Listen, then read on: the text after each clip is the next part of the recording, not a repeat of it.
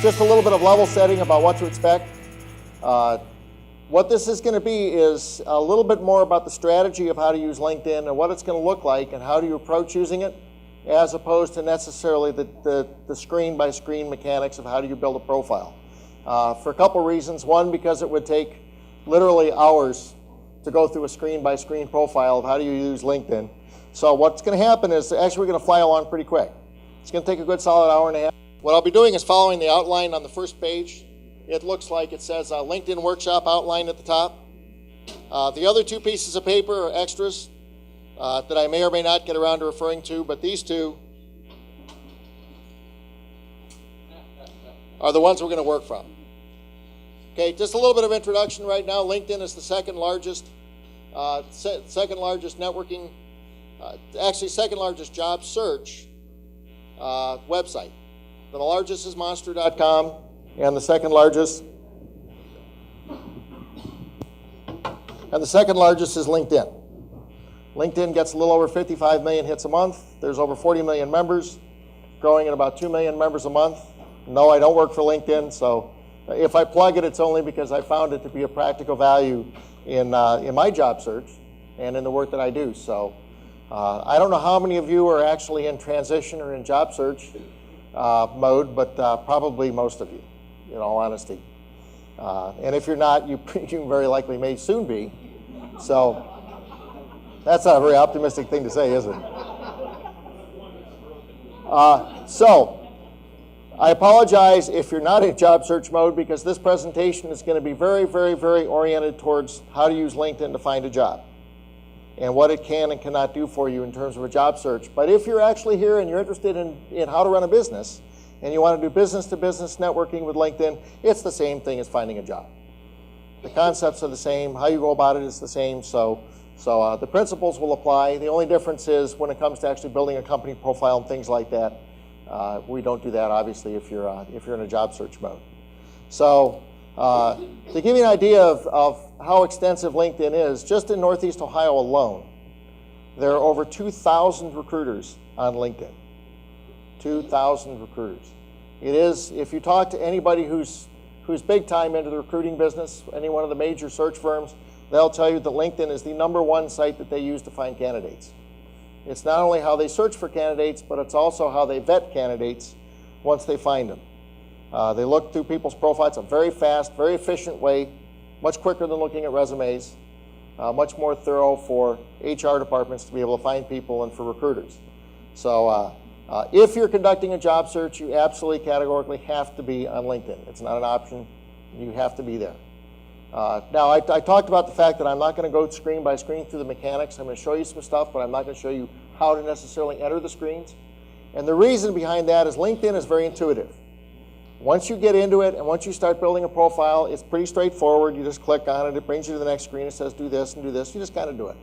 So you don't really need me to walk you through the mechanics. What's more important is what are you going to put on the LinkedIn profile and how are you going to go about doing it?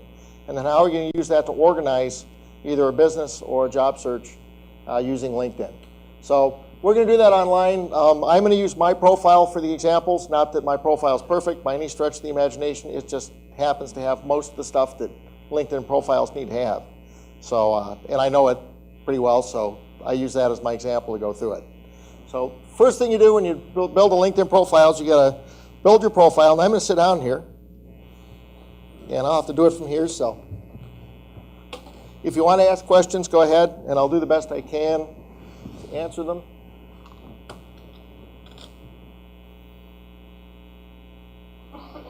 And so let's go ahead and go into a profile. Go into my profile.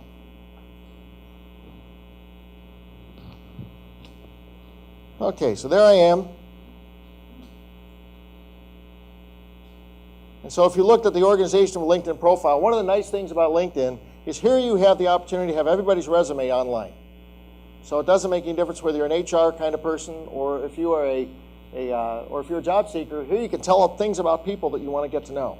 So if you're sitting in church and somebody's next to you in the pew and they give you your name, if you can just remember their name and you're lucky enough that they're on LinkedIn, then you can go back home and look them up real quick and say, what is it that that guy does? I know he said he worked for this company. Well, what does he do? Well, there it is. There's his job history online, her job history online.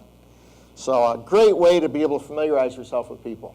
When you're going to go meet people at meetings, you go out and look up their LinkedIn profile, and if you're so fortunate that they actually have a profile out there, then yeah. Don't they have both public and private settings? There's a whole bunch of settings. When you build your LinkedIn profile, there's lots of settings you can use to decide how much you want people to see. Needless to say, if you're in a job search mode, you want to let people see everything, because your mission is to get noticed, not to hide. But you'll find, a lot of executives and stuff like that, they don't want to be bothered, so they in fact, you'll find most executives, their profiles have next to nothing in them. In fact, their secretary probably asked them to build it, and they don't even remember they even have a profile out there. So if you try to link with them, it's probably going to be a dead end oftentimes. And then you find some people, they got 500 connections in their executives, and you say, wow, this person is unusual. They're actually using something like this. Or they probably went through a job search at one point, and they still, even CEOs go through job searches, and they do use LinkedIn. Let's tidy this up a little bit. Okay, so in your profile, the top is obviously your name, what your job title is. As you go through, it'll say what's your current job. You can put in what your current job is. You can upload a photograph. If you're a job seeker, my strong recommendation is this is not the place to put the photograph of you sitting in the back of the boat with a beer in one hand and the fishing pole in the other. Maybe on MySpace or something, but not on LinkedIn. This is the place to get yourself a professional-looking photograph. And the old Dress for Success book says dress for the job you want to get, not necessarily the job you have. So, and I realize not too many people wear suits these days, but it still doesn't hurt to wear. If you're going to interview in a suit, you might as well wear a suit if you're a guy, for your picture. Otherwise, an open collar is probably okay, but dress up a little bit. If you need to get a picture taken, go over. If worst comes to worst, if you don't have a digital camera, go over to Walmart or someplace like that and have them go ahead and get a picture of you, and they'll give you a digital copy of it. So and then you can just upload it. To upload a picture is pretty straightforward. There's just a spot. You do a browse to your C drive, find the picture somewhere in your C drive. You may have to do a little bit of cropping. You might find your forehead cut off or who knows what when they try to adjust it, so you may have to go back and do a little bit of cropping yourself on your picture first. You could say, who do you want to allow to see your picture? So you can limit who's going to see it.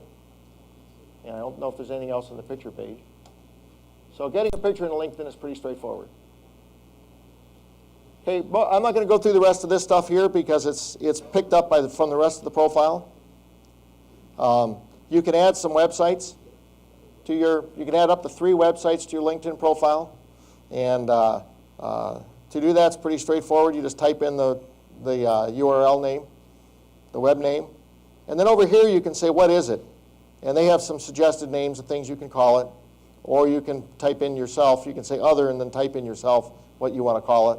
And you can put up to 3 websites in here. Business website, personal website, whatever you happen to have. So that's handy for people if they're trying to.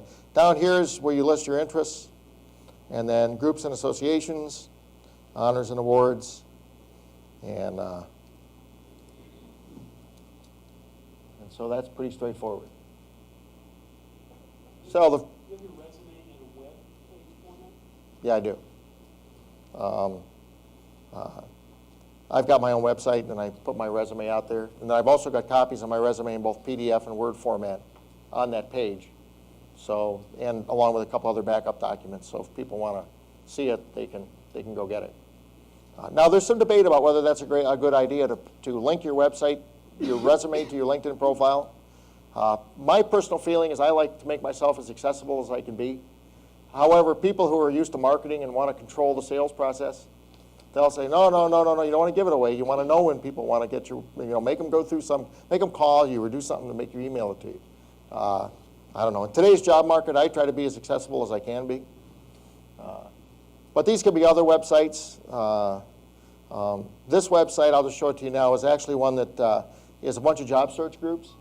These are links to various places you can go to, monster.com and ExecuNet, and it's called NEO-exec.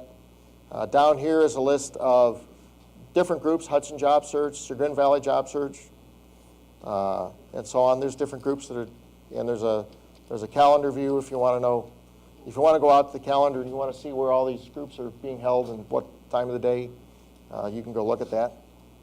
So NEO-exec is probably a website that if you're looking for work is helpful to you in Northeast Ohio.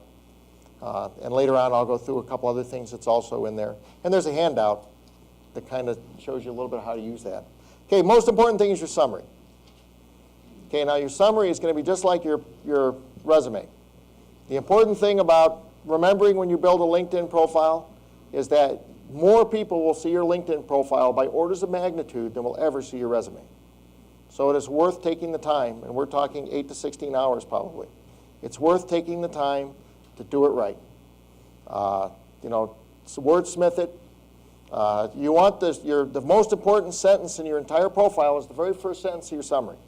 That's the first thing people are going to see other than the information at the top. And that first sentence needs to define who you are and what can you do for someone.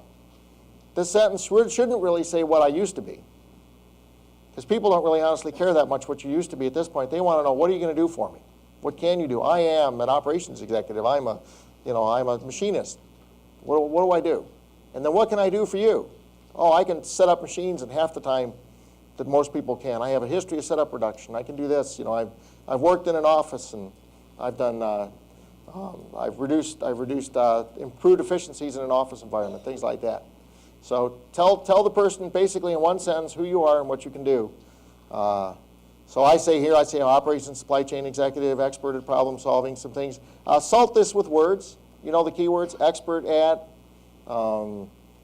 proven track record, driving down cost, all that kinds of stuff, strong reputation, experience, extensive, all that kinds of stuff.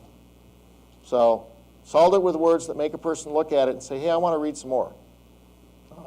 You're not going to tell them your life story in your first sentence, and for God's sakes, don't be too technical. Just keep it fairly high level in your first sentence or two.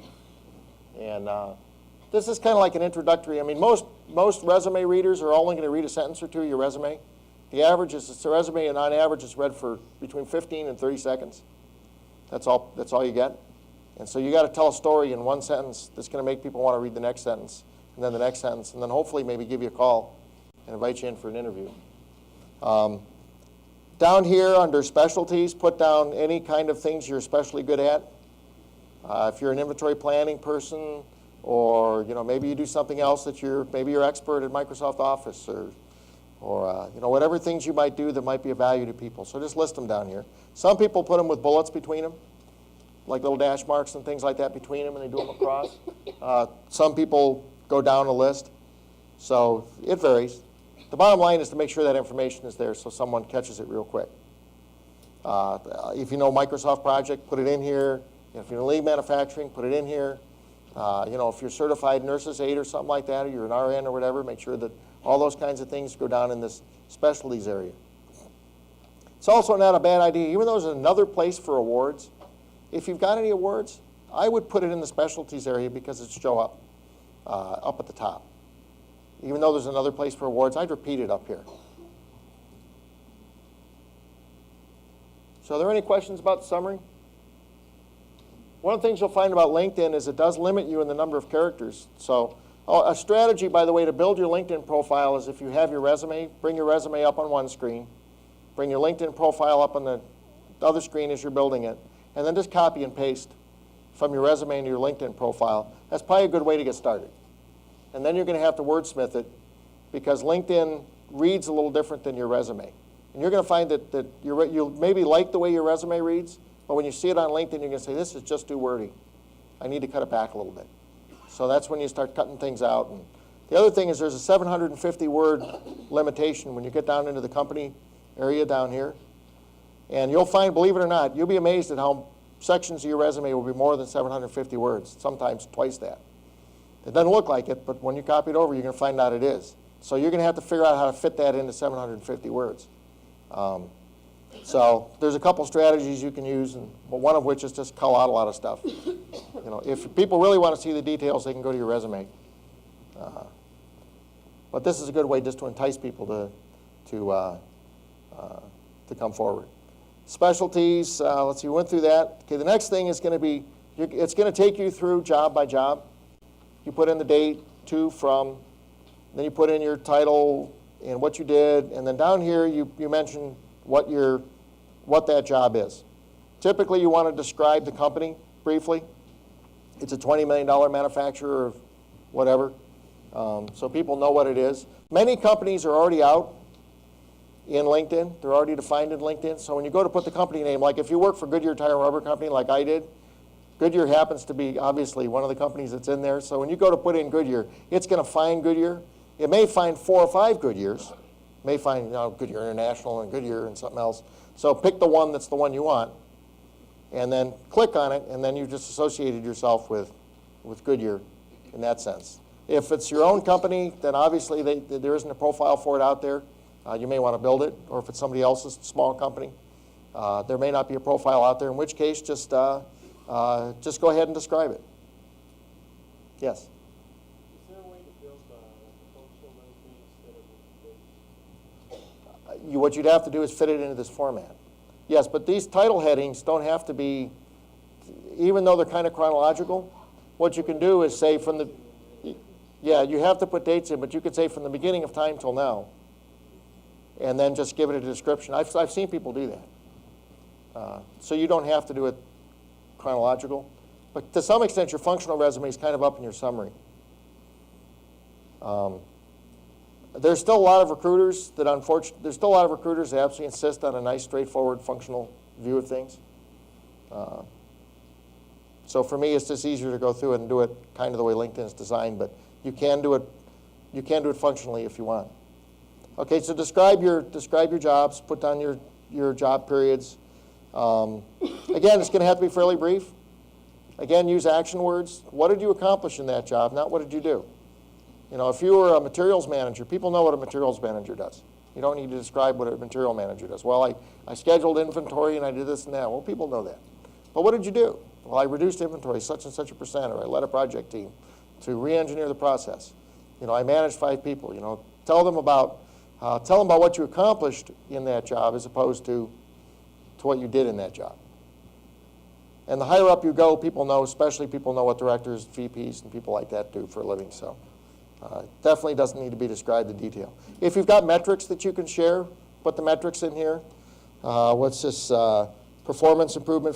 This is on-time delivery performance from 89 to 99.5%, 60% reduction in inventory, improvements in EBIT, things like that. You can bullet these if you want, and it probably reads better oftentimes. In my resume, this stuff is all bulleted. For LinkedIn, I just kind of stuck it in like this, but maybe it'd be better if it was actually in a bullet form. And I'll go ahead and go into edit on one of these so you just kind of see what it looks like when that's what it's going to look like when you put it in. There's your date, time. I chose not to put the month in. I just put the years. I think you get to a certain age, you're allowed to just put years in. Besides, I don't even remember the dates that I had these things. I'm going to be in trouble if somebody actually wants me to, if I have to actually produce it to somebody. And because some of the older jobs I don't remember. There was a question about how do you get by if you need more space. And what I did was I worked for Goodyear for 25 years. And in that 25-year time, I was actually lucky to have a lot of jobs. So the question is, how do you describe that? I mean, I wasn't going to do like 15 different entries for Goodyear jobs, in different places of the country. So what I did is I just kind of combined them together in sort of a Goodyear A and a Goodyear B. So my most recent stuff is in the top section, and then the stuff before that. So I've got one section on Goodyear to sort of describe some things I did, and then the second section is what I did before that. But actually, this one here probably encompasses maybe 5 or 6 different job positions that I had along the way. Then you put down what universities you went to, college education, associate's degrees, all that kinds of stuff. Goes down here. Again, it's the same basic format. As I said, I don't need to show you this because it's pretty straightforward. When you get to the screens, you'll figure out how to do it. Yes? On the companies, you say you're limited to 750 characters? Yes. For each Yep. company? For each one. For each one. So you can have a very long, I don't know if there's a limit on the number of companies you can put down, but I mean, I've seen people who had a couple dozen of them. It'd be kind of hard to read or print, but Good moment, though. yeah, Well, they kind of did one of those things like I decided not to do, which is they took the one guy actually been with General Dynamics, and he had about 12 different jobs with General Dynamics. And he put each job down. How far back do you go? Oh, I think you got to go back to your first professional job, probably, depending upon how old you are. If you're old enough, generalize, but I don't think people care that much. If you were a busboy someplace when you were 18 years old, I don't think that's important. But well, my view is what you do is you tell a story about what you can do. So if you did something 25 years ago that tells more a story about what you can do today, then put it in there. But obviously, the further back in time you go, the more it goes from a paragraph to a sentence to maybe one word. I think just listing job functions that you have nothing really to explain. I mean, maybe you occupied a job for 2 years but really didn't do much of anything. Oftentimes earlier in our careers, that's what we do. Then, don't even put the job down. In my early career, there's a bunch of stuff that I did that I didn't even put in here. I started out in the auditing department and did things like that, but I don't have that down because that's not really relevant to anybody who'd hire me today. So, and again, I agree with that you stick to the things that are more recent. That's probably the most important things. Again, educationally, you simply list what your education is, and then if you want to, you can put some comments in there if you feel like it. I actually, in my high school, actually put in the fact, I was in the chess club and some sports and some things like that. So put them in. You never know when somebody you're going to be talking to is going to say, oh, I play chess too. And it's an opportunity to have a conversation, so it's okay to put that stuff in. Now, I actually went so far, and I don't necessarily recommend this, and I certainly didn't do it on my resume. I actually put down that I've been a swim coach for 22 years, mostly because I did spend a lot of time helping coach swimming. It was a hobby, but actually took a lot of kids to nationals and things like that. So I put it in. You never know. Somebody may have kids who swim, and it's a topic of conversation. So you can be a little more freewheeling with LinkedIn than you'd want to be on your resume in terms of doing stuff like that. Just be careful not to make it too wordy. Yeah.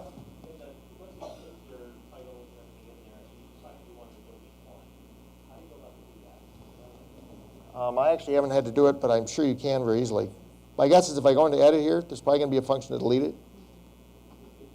Down at the bottom, remove this position. Yeah, right there, remove this position. It's a good thing to know. In case somebody...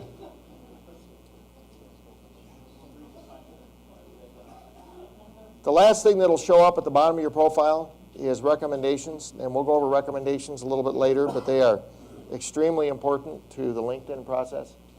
And many of you may be challenged like I was when I first started on LinkedIn, and that's getting recommendations from people because almost no one that I worked with is on LinkedIn. That's slowly beginning to change, but as I hopped around in Goodyear, most of the people that I worked with are off. I don't know what they're doing these days, but they're all gone. They all got laid off about the same time I did or before. And they're not on LinkedIn. And they were old enough that they probably aren't looking for other jobs or they found another job. And so there's a few of them out there, but not too many. They're making other service. Yeah, is that it? And then down at the bottom is all the groups that you're a part of.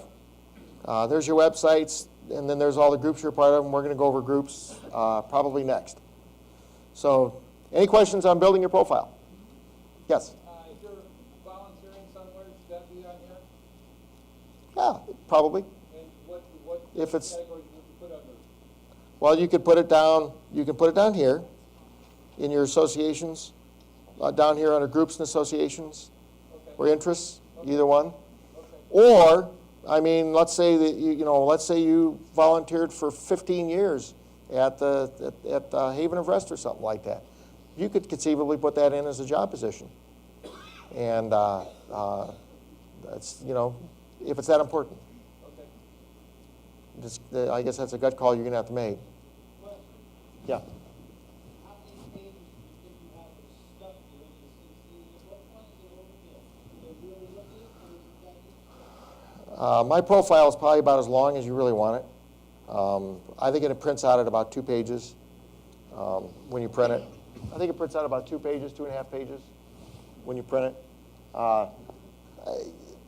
It's the same principle as your resume. Yeah, this is this is, Okay, but still, it's like 20 pages. no, that's because there's a whole bunch of extra stuff that they throw in there that makes it seem longer. But when we see it in display mode, it'll be shorter. But I would, again, keep it fairly brief. You know, I don't spend a whole lot of time up here describing a lot of these job positions. Maybe a little bit more in Goodyear, because with 25 years and hopping around as many positions as I did, there's a fair amount to talk about. But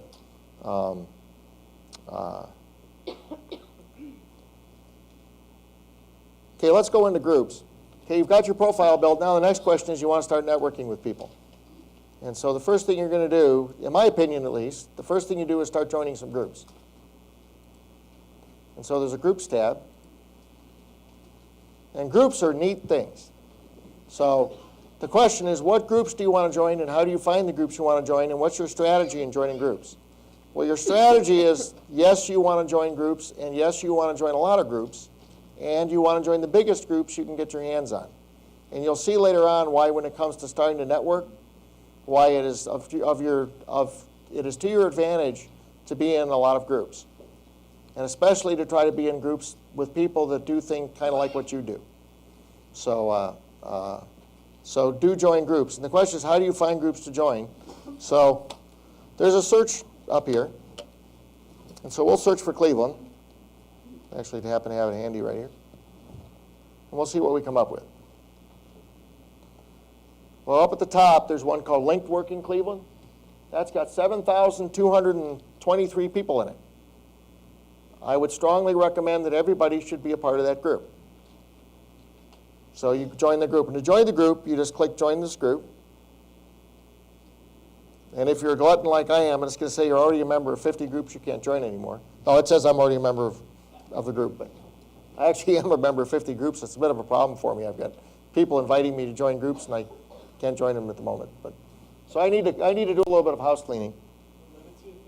Limit you to 50 groups, which I thought at first, I said 50 groups. Who would join 50 groups? Well, now I know that actually, believe it or not, I could probably join 100. But I'll show you in a minute. The question was, what does being in a group do for you? And the answer is a lot. But first, I'll kind of go through what getting into groups, and then I'll show you what it's going to do. In a minute, it'll be evident what it's going to do for you. Okay, so we've picked up some groups for Cleveland. And I'll go through a couple more groups in Cleveland just to kind of give you a feeling. There are 337 groups that have the word Cleveland in them. So there's a lot of groups. There's over 240,000 groups in LinkedIn. So there's a group for almost anything you can imagine, you know, from dog grooming to different things, more professional type of things. So Linked Working Cleveland, here's one for Weatherhead School if you happen to be a Weatherhead School alum. Some groups will check to see if you are a member of whatever that group is. My guess is if you say if you join the Weatherhead group, you probably have to be an alumni of the Weatherhead School. And somebody, whoever the group owner is, probably maybe takes the time to determine if that's true or not.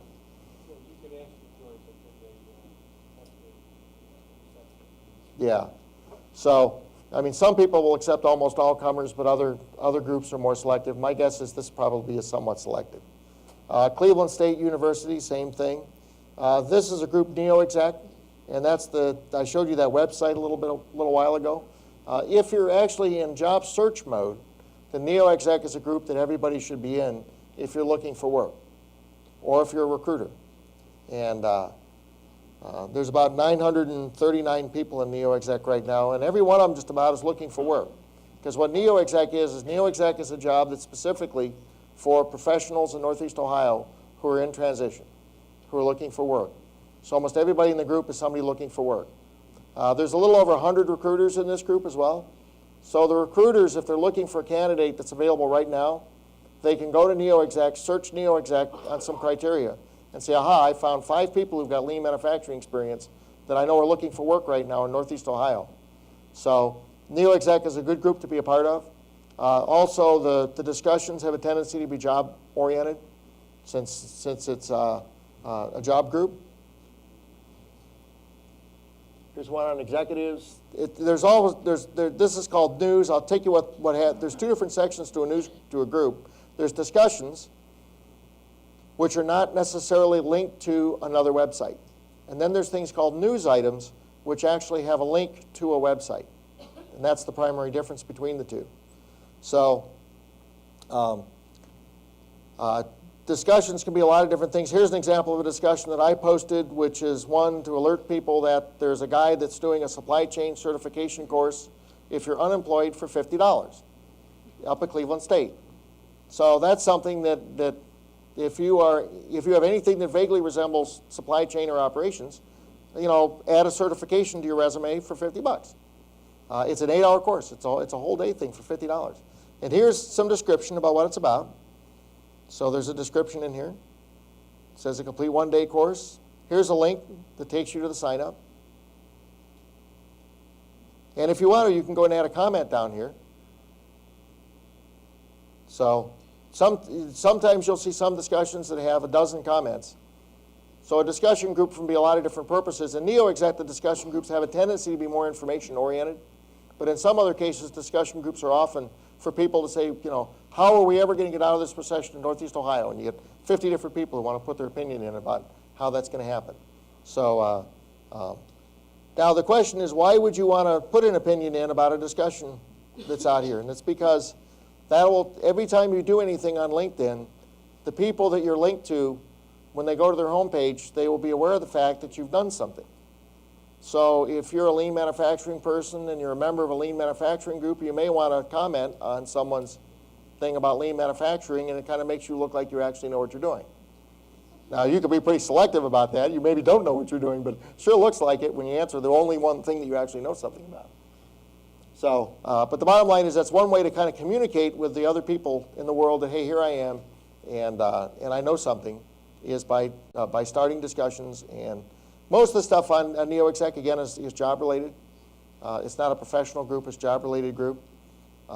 If anybody's interested in going to the supply chain one, just go into join NeoExec, click on this, and follow the link to the website, and go ahead and sign up. Here's one on how to lose weight. I'm not sure what that has to do with job searching. You can see also, you see over here it says the last 7 days. Here's people who've joined. Somebody started a discussion on one-stop shop for jobs in Northeast Ohio. It's the wheretofindajob.org website. Okay. So you could go follow that and see what that has to say and see if that's got something useful to you. So that's so NeoExec is useful for that. Also, there is a discussion. Now, if you want to see discussions in more detail, click the discussions tab, and there's more discussions going back in time. Let's see if we can find one that's got lots of comments on it. There's one that's got 1 comment, 2 comments. I'll show you one later on Link Working Cleveland. It's got lots of comments on it. Okay, news items. News items, again, I said, are linked to something. So they're linked to typically, if you find a news article someplace online that you say, boy, this is really good. Here's one on fighting through the recession in Cleveland that somebody posted. And she told a little bit about it. And then if I click on the link, it's going to take me to the news article eventually. There it is. Fighting Through the Recession in Cleveland. It's from RE Journals, from the Real Estate News. So it must be about probably land values and real estate values in Cleveland. So you could create a news item. All you got to do is just click Submit a New Article, add the link to the article in here, click Continue, and then put a little description into what it is, and that's it. And you've submitted a news article. Same thing with the discussion. You simply click Add a Discussion, put the title in. If you do create a discussion, by the way, one tip, keep this part up here short. Don't try to tell a book, because that ends up in real big print. It takes up a lot of space, so just keep it fairly short. And then down here, you can add lots of stuff. You can click a button that says follow this discussion, and then anytime someone posts a comment on it, you'll get an email with so you know what people are saying. Jobs.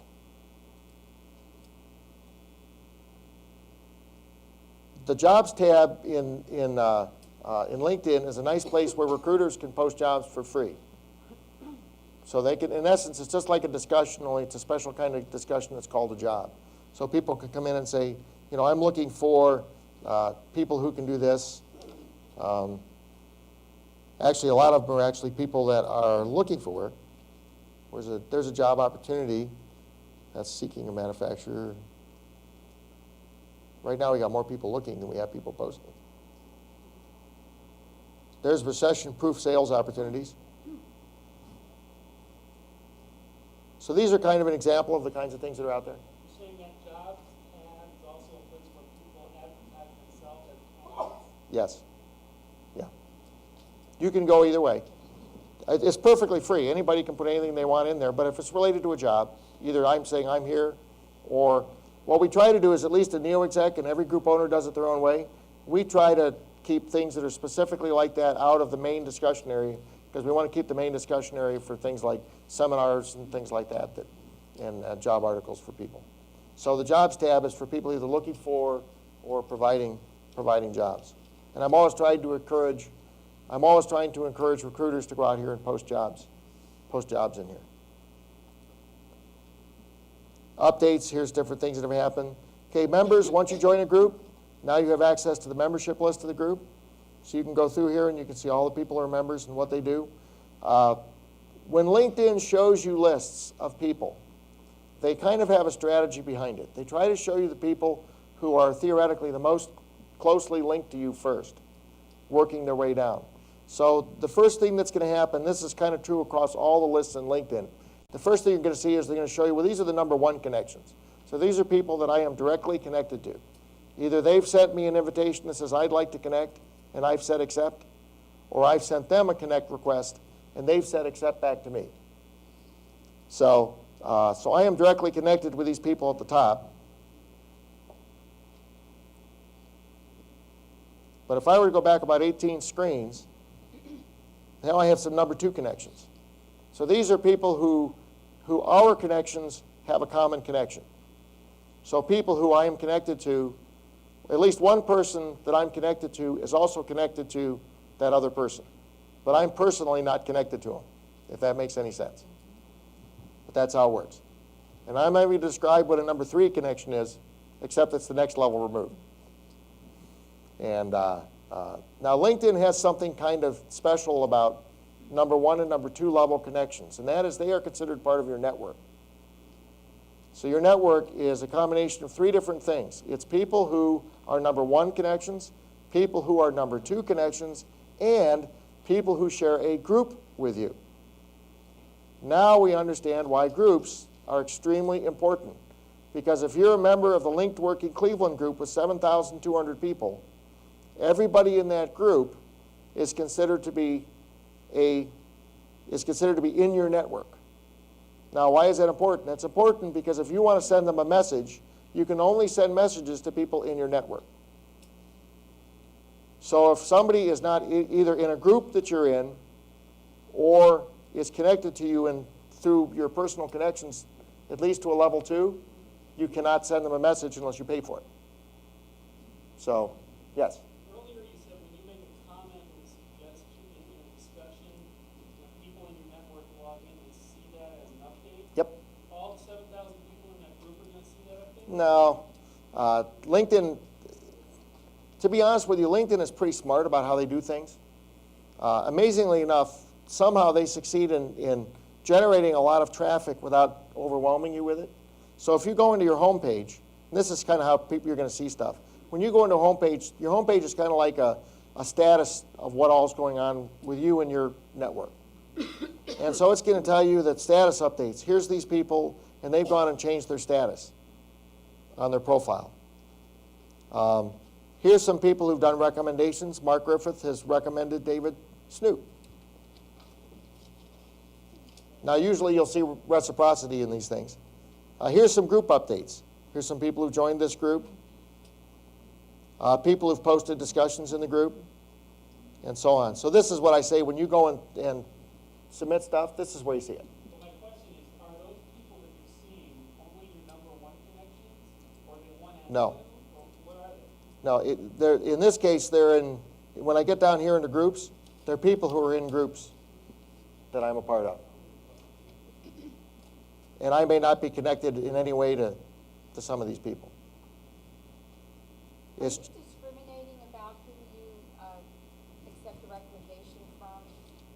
lots of people ask me to do things, and I think they're not connected to my industry at all. Well, are you talking about a network request or a recommendation? A recommendation. Well, a recommendation is another whole level of magnitude from a network request. So say recommendations for a minute. Recommendations should be done with great care, but should be done freely. Don't hold back on doing recommendations for people, but be honest about it. Don't give recommendations. Don't be dishonest. If somebody asks you for a recommendation and you honestly don't think you can do it, then just don't. Ignore them.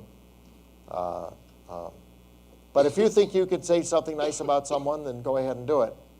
And because the recommendations are very, very important to LinkedIn.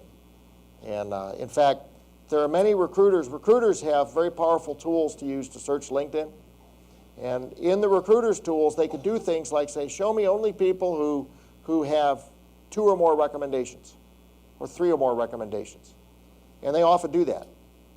So whether that's right or not, the bottom line is you got to face the fact that recruiters will sort out, when they're looking to fill a position, they will often sort out and say, I only want to see people with 3 or more recommendations. Yes? Yes, they are. Mm-hmm. I don't pay. I have paid, but right now, for the purpose of doing these, I purposely don't pay, because what I found in the past is I stumble into stuff that you have to pay for to get, and then I'm not always aware of what I'm getting and what I'm not. So by being a free member, just like everybody else, then I don't inadvertently do that. Who are the recommendations from? Are they from people who are members of LinkedIn, or can they be outside parties who send recommendations because they know you from your job experience? Good question. In order to get a recommendation, you must be a level 1 connection. So you have to be personally connected to someone to get a recommendation or to give a recommendation. So the step to doing a recommendation is step 1 is you have to invite them to your network, or they have to invite you. Then step 2 is after you've been invited to the network, then you have to do recommendations. And I'm going to walk through the recommendation process in a minute. Let me finish groups. So the bottom line is join groups. And let me go one more step into groups, which is to show you some more tricks on how to find groups. Okay, the way to find groups is to use the search.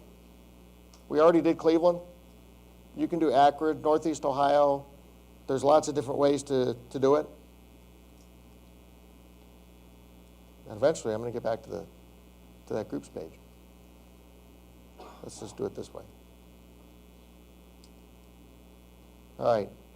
So let's say that you're a marketing person. So you type in marketing. Okay. Here's an e-marketing association group with 117,000 people in it. If you're in marketing, my recommendation is join the group.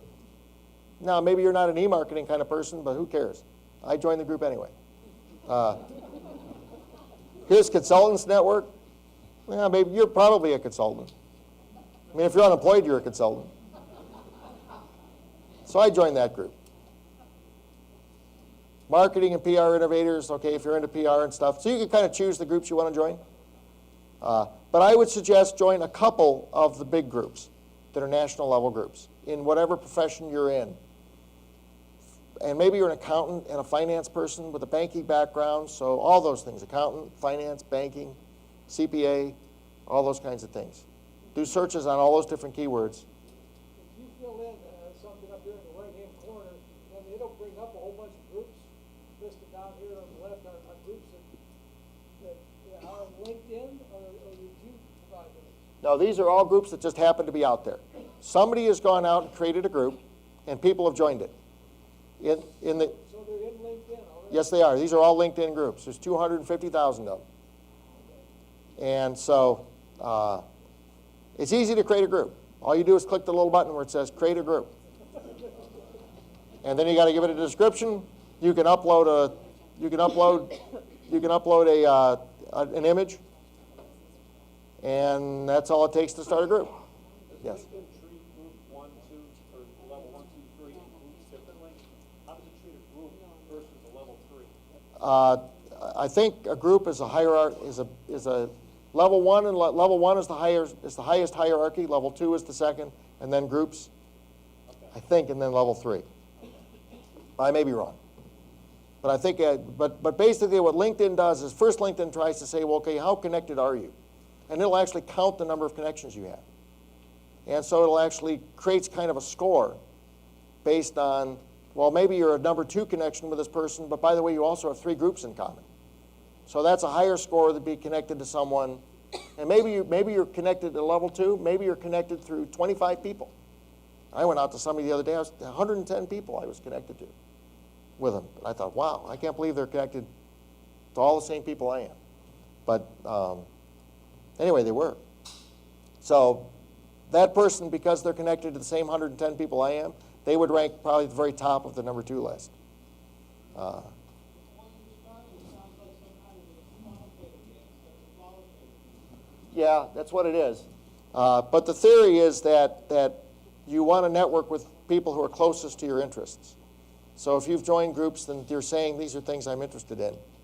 So it's going to, and certainly, theoretically, you're linking with people who are people you have a reason for linking with. I don't recommend anybody become an open networker. That's a waste of time. But there are people out there who have 50,000 connections.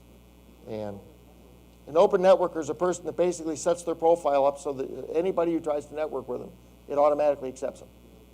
I'm assuming that the more groups you join, the more time you're going to spend on the computer, with the time benefit. Well, that's true of all this stuff in LinkedIn. You have to manage your time. LinkedIn is a tool to help you find work or to advertise your business. But ultimately, if you spend too much time on LinkedIn, you don't get anything else done. So remember that being networked with people isn't going to really help you find a job.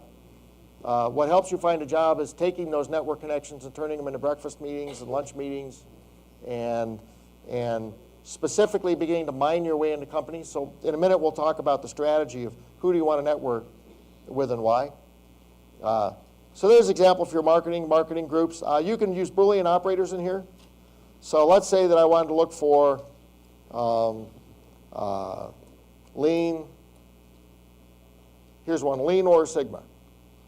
So I want to see lean or sigma kind of people. Now, whenever you use a Boolean operator, in any of the searches in LinkedIn, it has to be in caps. ORAND must be in caps. Yes, you can use quotes. So I could say lean or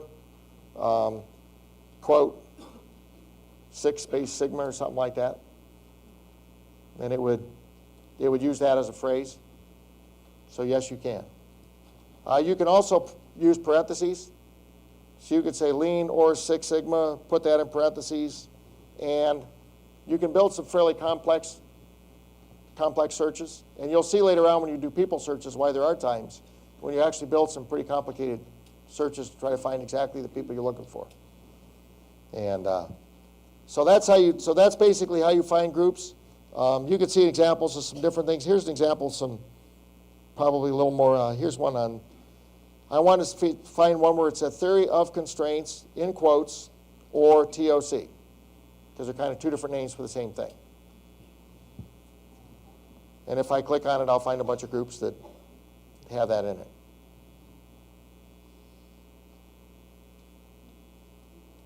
The nice thing is LinkedIn does save keep a link does save the stuff that you're searching on. So when you click down, they're kind of already out there.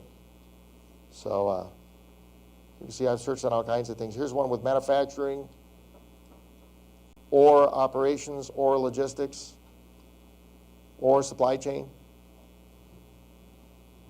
So any other questions about groups? Yes.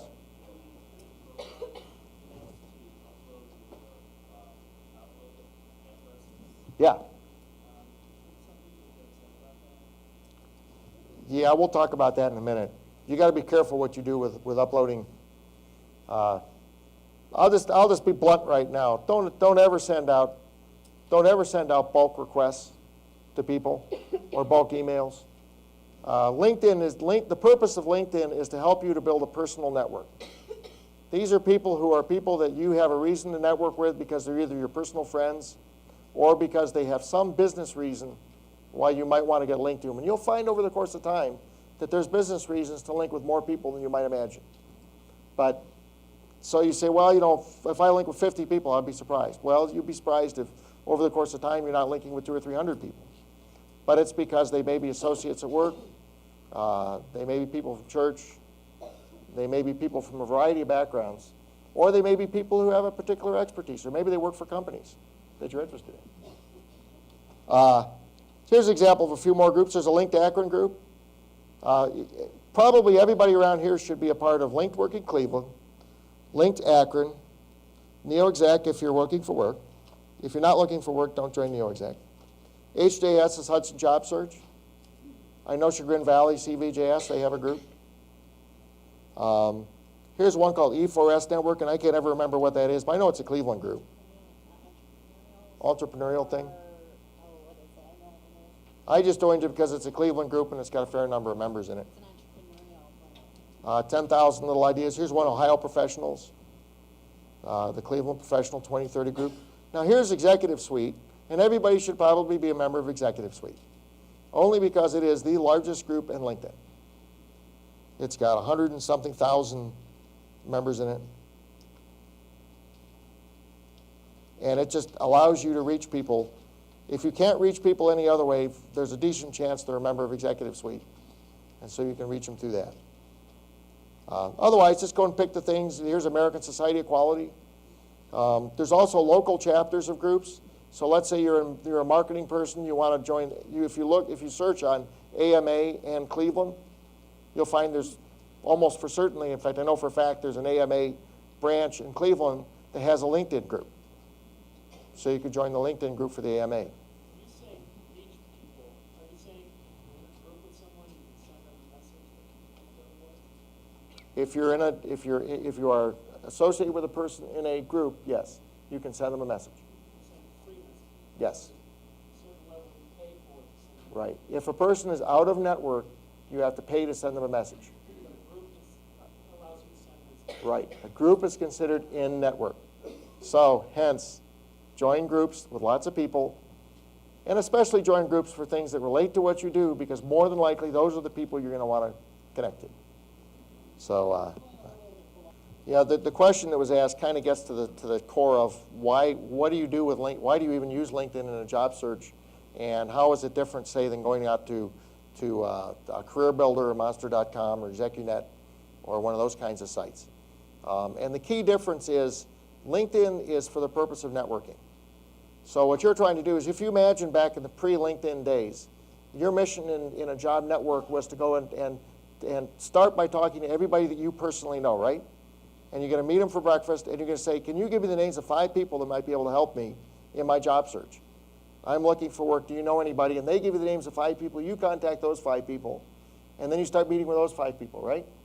And that's how you build your network. Well, LinkedIn strategy is the exact same way. The only difference is that the nice thing about LinkedIn is that you actually have a place to store them. So you got everybody's resume online, and you actually have a place to store all these things, as opposed to your normal networking process, which is a whole lot of homework when you get back to update all your stuff. Yes. Everything I'm showing today is free. What I said. Yeah, there's nothing that I'm going to show you today that you have to pay for. Okay, so that's a perfect segue to get into the people search. So now you've built your profile, you've identified yourself to the world, you've joined a bunch of groups, and you should be able to do all this within 8 hours or so, or quicker. Okay, now you're ready to actually start networking with people and start connecting up. You may discover some people along the way that you connect up with by joining groups, but chances are likely. By the way, if you don't have anybody up front you want to connect with, there are these people called Lions, which are LinkedIn Open Networkers. I think that's what that stands for. You can always connect with a couple of Lions just so you've got some people you're connected to, because they're people that will accept anything. They've got thousands of connections. So I did that. When I first got started out, I picked a couple people and says, okay, well, what the heck? I don't know who else would accept me, so I'll go ahead and link up with a couple of these people. And now I've probably got a couple dozen of them that I'm linked with. But yes, you can unlink, and the good news when you unlink with someone is they don't know you did it. So it doesn't send them a message, oh, by the way, Vale Brown just canceled you out of his personal profile. So they don't know that you're no longer a #1 connection unless they are looking for it in some way. So let's go to people search. So now you're ready to start finding people to connect with. So now you've got this wonderful screen here called people search. This is the advanced search.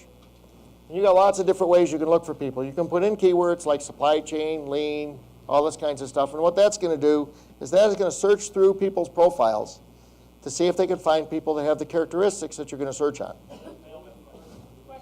Yes? Stand up.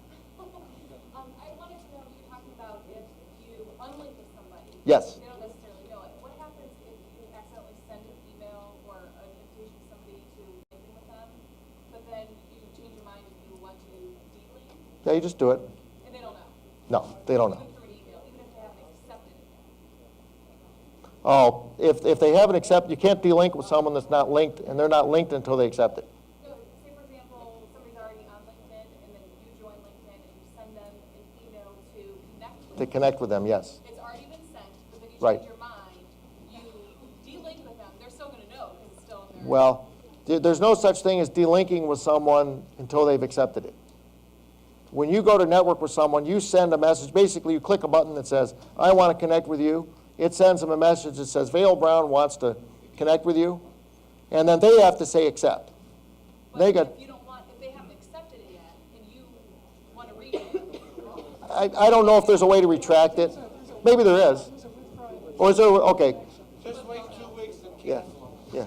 The good news, yeah. The good news is there's people in the audience who know more about this than I do. So the answer is there's a withdraw invitation button that you can withdraw it after you've sent it. but then they'll obviously know, because if they go to accept your invitation. Yeah, then they'll know.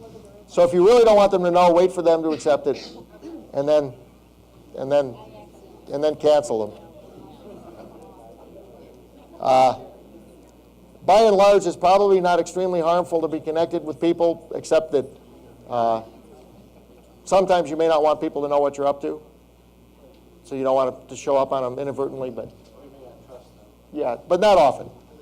Not often. I could tell you, for instance, I was starting a medical device business, and I was connected to some people with a couple of companies that I did unconnect with, and I unconnected with them because I didn't really want to put right in their face the fact that I was starting this business that was going to potentially put them out of business. So I kind of didn't want to be on their radar screen. So I actually selectively deconnected from a couple people that I'd connected with, and specifically for that reason. But what's that? No, actually, it's still in process. It's not my business. I was just helping getting it funded, but it's in the process of getting started now. Yeah, they know. Well, actually, the founder of the business is now on our board of directors, so the cat's out of the bag now. So you can go in by keywords. Here's lots of different things you can search on in keywords. I guess it's the same keywords I had from before. So if I want to know somebody's got supply chain in their profile, I could say anywhere. So I want to say, well, I want to find people that are within 50 miles of Hudson, Ohio. Still probably a bigger list than I want to have to deal with. So now I can go down here and say, well, I only want to see people who are currently have that title in there. So when you do title searches, you can say, well, you want to include current, past, or both. And you can do the same thing, by the way, with companies. People who used to work for Goodyear or people who still work for Goodyear. You can do the same thing. So now we'll say only people who have that in their current title. So now I'm down to 312 people. And these people are all people who, now you notice that the way it shows the screen is it shows the screen, again, the number 1 connections at the top. And then if I go down far enough, I'll eventually get number 2 connections. So these are all people that are located close to Hudson, Ohio, have got supply chain. Are they? For whatever reason, Ted ended up being a higher score than Ken. Probably because I've got, well, here's why. Because this has a shared connection. I've got 2 shared connections with Ted. And, but I only share 2 groups with Ken, even though he's a number 1. So I'm not 100% sure why they did it that way, but that's the way they did it. So if you can I've never tried to reverse engineer exactly how they display it, except for the fact that you need to sometimes go in pretty far. Now, if you are a non-paying member of LinkedIn, it will show you 100 results. So you can go back here, and eventually you're going to get to number 99 or whatever, and eventually you're going to get to the point where it won't show you anymore. So you can only see 100 returns.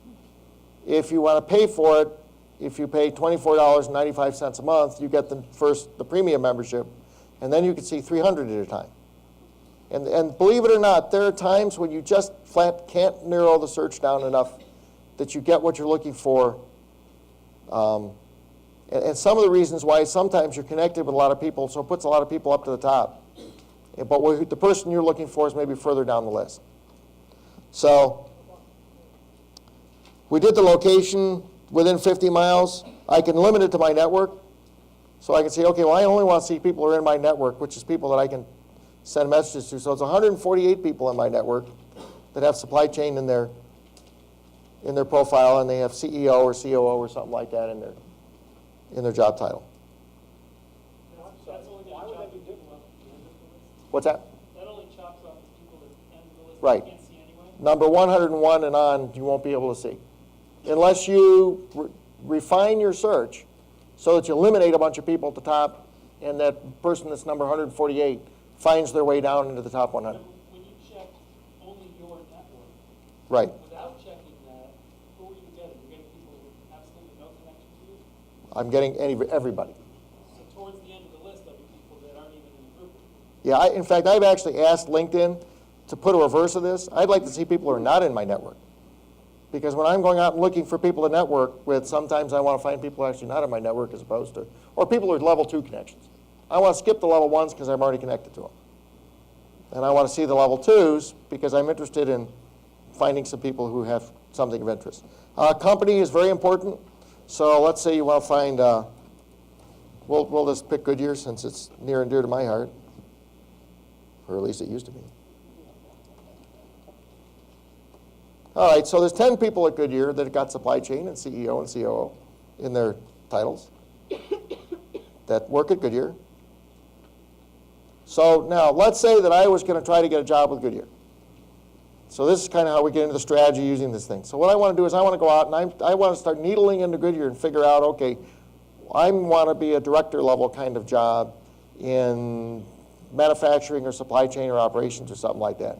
So I'm going to start searching for who are the directors and vice presidents that have that kind of thing in their title and in their job description, because I want to know who they are. The nice thing is once I find them, I can go and take Steve True, who I'm not connected to, and I can go and take Steve and I can look at his profile. Now Steve right now is not working for Goodyear, so what good is he to me? But he used to work for Goodyear, and he may have connections.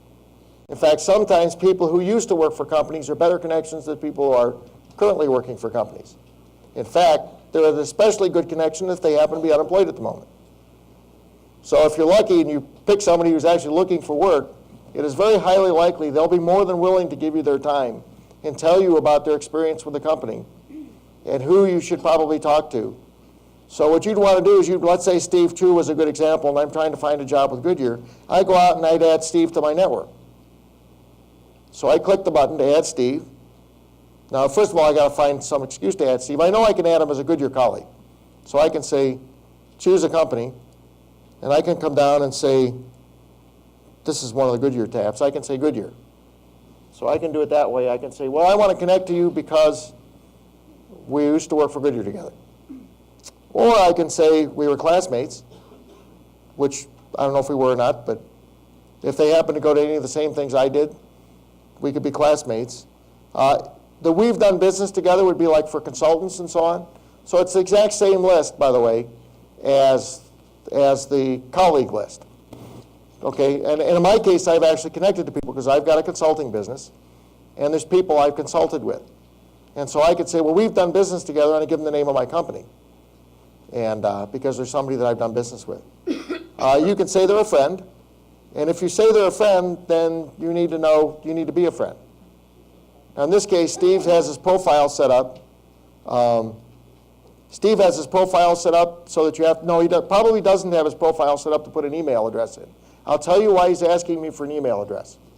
Normally it doesn't. In this case it does, because when you send an invitation to someone, if they don't accept that invitation, it just sits out there then in order to send an invitation again, you have to put the person's email address in, which kind of makes sure that you actually do know that person. You're not just sending out blind invitations. So in Steve's case, I think I already sent a request to connect with him, and it probably ended up in La La Land someplace, so he just filed it away. He didn't want to be my friend. And I am hurt. Okay, but so that's one thing. But normally you're not going to have to put the email address in. So if somebody actually is a friend, you can just say they're a friend. And what it's going to do is it can send an email and says, Vale Brown, your friend. And then you put the note in there. Or you could be a member of a group association. Again, this is why you want to join groups that are large groups, because here's all these list of groups that I'm a part of. And if somebody happens to be a member of the On Startup group, then I can put On Startup in there. Maybe that's the only way I can connect to them. We didn't work in the same company together. We don't have any, we're not a friend. But we're both members of Linked Working Cleveland. So there you go. I can say I'm a member of Linked Working Cleveland, and LinkedIn will let me connect. You have to have something to be able to connect with someone. Something. Now, that's correct. You have to pick one that makes the most sense. Now, obviously, if you're a friend, you can say you're a friend. That's probably number one. Maybe a colleague might be number two. Being a group would be kind of the last thing I would do, but it's more often than not the one you're going to use. Now, here's a little secret about LinkedIn. It never checks to see if they're a member of that group or not. So I could put in, we're both a member of the recruitment network. Well, he doesn't have to be a member of the recruitment network. I do, but he doesn't. So it's going to send him a message that says, Vale Brown, who is a fellow member of the recruitment network, would like the link. And now you can get around that by what you put down here. So this is not necessarily the end of the world if they don't happen to be a member of that network. If you click Other, you have to know their email address. That you always have to know their email address for. And then the final one is you can click I don't know Steve, in which case it's not going to let you connect. So I don't even know why they put that radio button in there. So there's no point in clicking that because LinkedIn's going to say you have to have some reason for connecting to this person. So maybe if you pay enough money they'll let you do it. I don't know. Now here's the trick. When you get down to the bottom down here, don't ever send a request that's got this generic message in it. It says, I'd like to add you to my professional network on LinkedIn. That's really cheesy. I will tell you, though, sometimes you don't have a choice. Because one of the features here that I like is that if you are utilizing Outlook, it will send to everybody in your contact list when you first join. Oh, yeah, So, but and I did that. I got bill collectors in my contact list, so I would never actually want to do Well, that I don't. in Outlook. But when they do that, they don't give you the option of That's changing correct. that. That's correct. So the good news is, here's how I view networking. I view networking as a personal thing. I am personally building a network. And this is a network that I want to select everybody I'm going to network with. Now, that doesn't mean that everybody that's in my network is somebody that I'm personally friends with or have associates. There's lots of people who are not. There's people who have done LinkedIn workshops with who've asked me to connect, and I usually will always say yes. So, but that's okay. I know how to manage that. I can search my network later on for other reasons and limit people I want to work with. But you want to put something down in this bottom section that explains to the person why are you trying to connect. And kind of on this handout, I gave sort of an example. So down in the lower right-hand corner, it says, Hi, Dean. I noticed you're a supply chain expert in Northeast Ohio. I have a turnaround consulting business focused on supply chain operations and general management. With your permission, I would like to connect on LinkedIn for the purpose of exploring possible consulting arrangements. And then I always say best regards. I give them my name, tell them where I live, give them my phone number. And usually that's kind of disarming. If you actually put your phone number in and you put your email address in and stuff like that, it doesn't make you look like you're anonymous. It makes you look like, you're actually giving them something, so you're actually serious and you want to do it. So tell the person why you want to link. And it's okay if, maybe you want to link to somebody because they happen to work for a company and you want to get a job in that company. Say, I'd like to link with you because I'm interested in investigating positions at Rockwell. And, I noticed you used to work for Rockwell. Would you mind networking? That's okay. They may say no, but I've had very, very few people say no if I actually told them why. When I was trying to fund this medical device business, there were all kinds of people in Cleveland that are in the, quote, funding community that I networked with, and CEOs of startup businesses and people like that, that I connected with because I was trying to get their assistance in networking to find funding. Because finding funding is just like finding a job. It's a network process. And and very few of them turned me down. But I would tell them why. I'm trying to fund a medical device company. I noticed you started 2 businesses in this area and thought you might have some connections that would help me get funded. You shouldn't have a problem with 11. But there might be some upper limit to where if you have a certain number of invitations outstanding, then maybe at some point or another LinkedIn makes you, and I don't remember what those numbers are. I know they have some limits. They try to stop people from basically doing broadcasts, even though they facilitate a broadcast in a way that I'll show you a little later that you want to specifically avoid. I would put it this way. NeoExec, LinkWorking Cleveland, and a couple places like that are free places to get a little more exposure. They're certainly not your broadest base. And certainly these are warm searches in the case of NeoExec. So I mean, these are not cold searches. These are people who are actually all looking for work. So if you specifically want to target people looking for work, NeoExec's not a bad place to post one of the versions of your search. If you're looking for people who are already looking for work, I mean, if you're looking for people who are already working, then LinkWorking Cleveland, obviously with 7,200 members, is a. You're saying in addition that it's okay to put up a discussion format, or like LinkedIn understands what's happening, it's kind of together for everyone.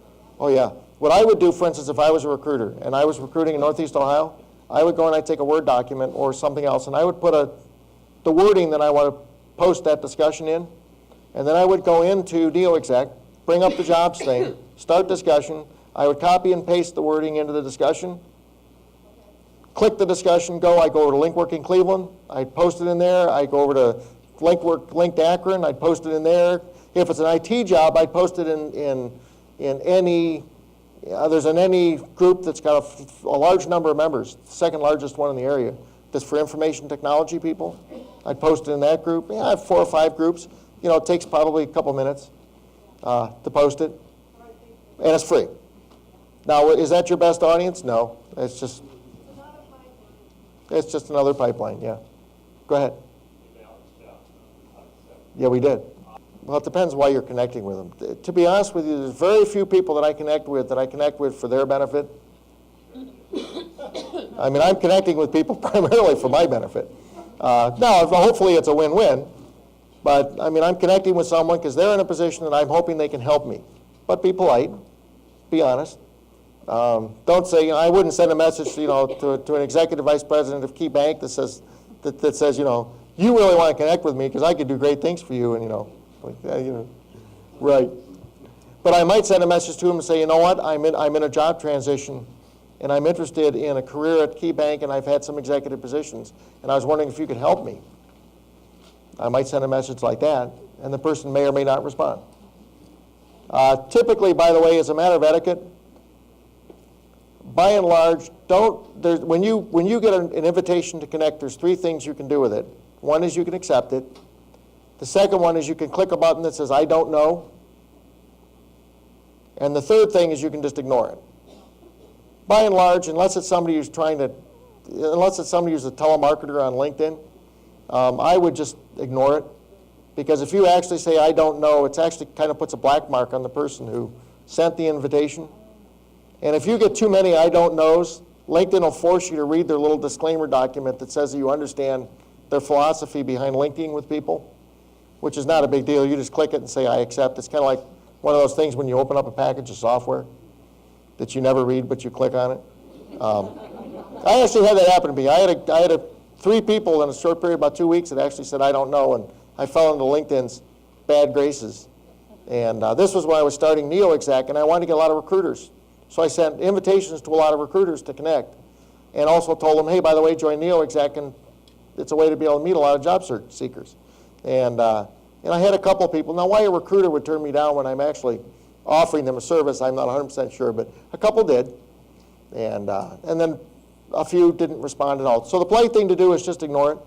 Just take the message and say archive in your email, and I'll show you how to do that.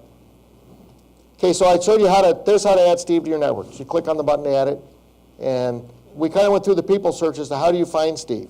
I want to put a person in, what do I have to put down? Is their name in it, and then I have to put down their email address necessarily. I just want to link them in. Yeah, let's say we want to link, let's say we actually want to find somebody to link. So now we're going to go over here. I'm going to go back this way. By the way, when you click back to the generic advanced people search menu, it wipes everything out. So as long as you stay in that view where it's got the stuff down the right-hand side, you can keep refining it. Once you click back to the main screen, then you're starting over again. So let's say I want to find somebody in particular. Is there anybody in particular we want to find? Who we got?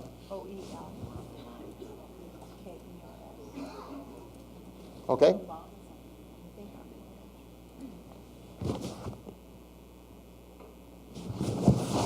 There's a whole bunch of them.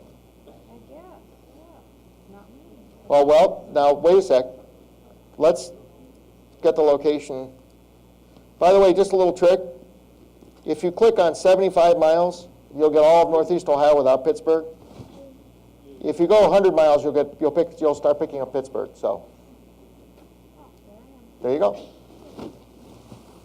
So if I want to know something about Tracy, then I go in and look at it. And I can see Tracy hasn't done a whole lot on LinkedIn yet. That's by the way she's here. Okay. Baby steps.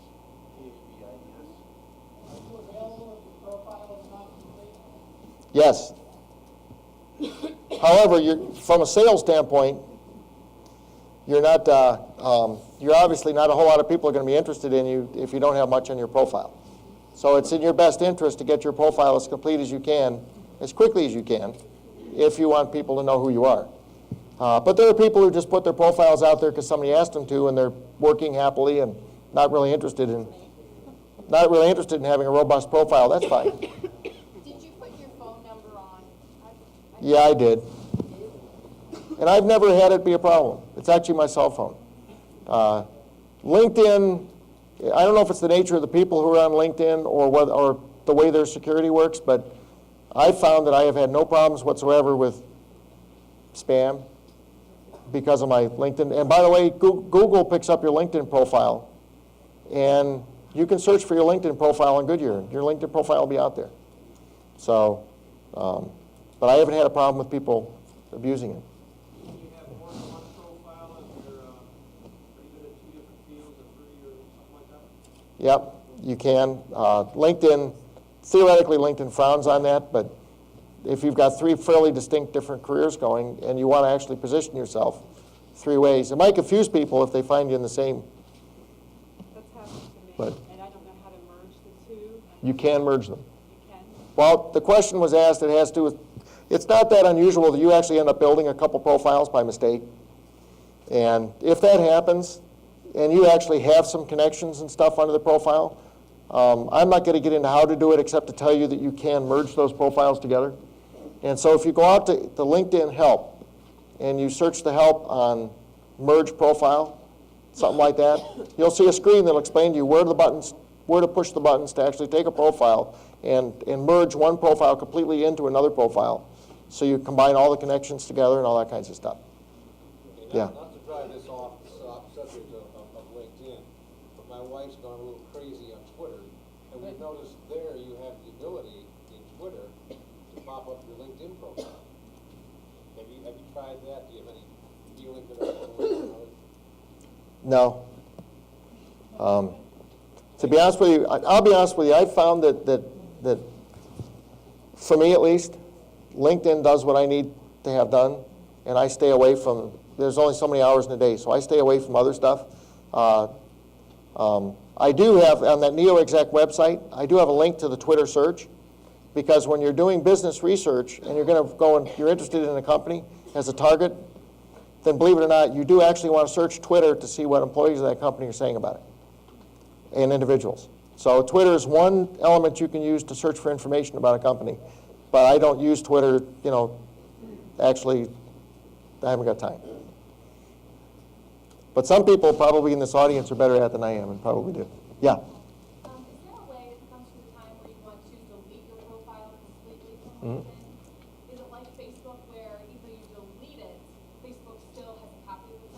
Oh, I'm sure of it. You can delete it? You can delete it, but I'm sure that they keep a copy of it. Okay. So it's never truly deleted?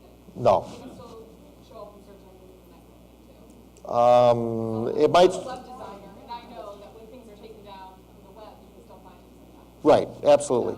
Well, for one of the ways to recover your LinkedIn profile, I'll go over this now since we're on the subject.